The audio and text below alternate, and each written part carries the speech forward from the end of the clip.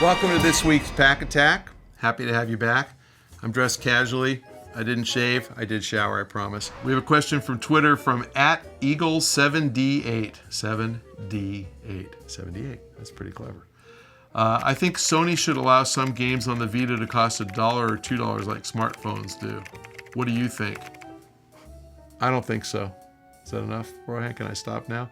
A little bit more. I'm just kidding. Oh, you should put yourself in there too. What do I think? Look, guys, it's a profit deal, okay? Look at the Vita.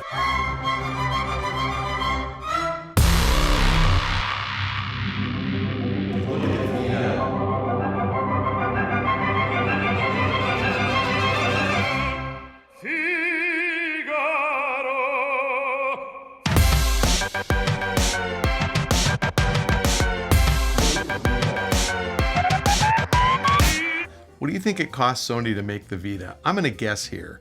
$500 million. It cost a lot. They put a lot of technology into that device. They're not making very much money on the hardware, if at all. Where they make money is on the software. Now, if it's their game, pretty much everything you spend on the game after the retail, cut goes to Sony. If it's a third-party game, Sony's getting something like $6 or $8 per copy as a royalty.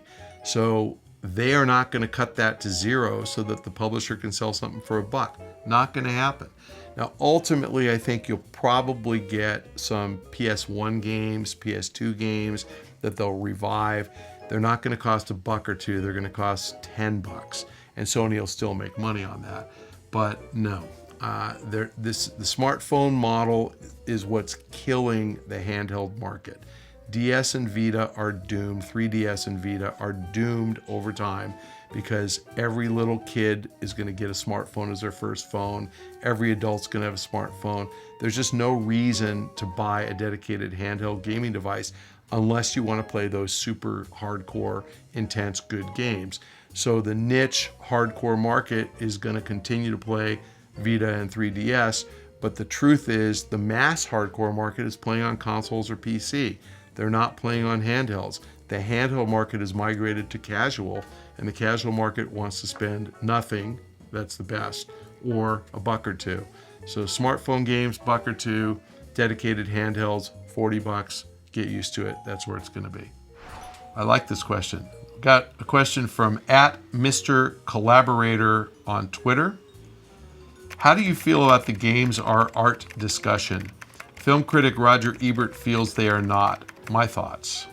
Roger Ebert is a great film critic, and Roger Ebert is absolutely wrong about this. I would guess that, and he did start a big controversy, I would guess he's never played a video game in his life. I think if he has, it was Pong. I don't think that the guy has any idea what goes into a game. There's a reason, and I've been consistently critical of the Rockstar guys for taking 9 years to get Max Payne out and going on 5 years to get Grand Theft Auto out. But the reason they take so long is because they are absolute artists and they care a lot about the story. They care about the character development. They care about the humor. They care about every single aspect of that game. I think games are every bit as much of an art form as film. And since Roger Ebert is a film critic, I think it's quite hypocritical of him to say that they're not art. If you talk to the guys who make these games, talk to the Bethesda guys, talk to the Epic guys, talk to the Valve guys, they're passionate about what they do. And I even think, that games like Portal, which is essentially a puzzle game, have gone from, what used to look like Pong to being absolutely art. It's amazing to me. I think one of the biggest problems I have in playing games now is I get sucked in. And it's not because they're just fun little puzzles. It's because they're phenomenal. One of my favorite really, really cheap free-to-play games of all time is a game called Desktop Tower Defense. The thing I love the most about that game is that as you're putting down your little towers, each time that you place a tower, you hear the pencil scratching on paper and you actually see the little tower drawn. It's really cute. Rohan, if you can find that graphic, it's very cool. Paul Priest did it. He now works at Kickside designing games. And they're even more beautiful. They're backyard monsters, which I'm addicted to. So even the simple games are art, and I think Mr. Ebert, with all due respect to his film criticism skills, is completely wrong. We have a question from Twitter from Ren Inoue, at Ren Inoue, from at Ren Inoue. Smart Glass, Wii U, or Vita Remote Play, which tablet accessory device will be king in 5 years? Okay, lots wrong with that question too.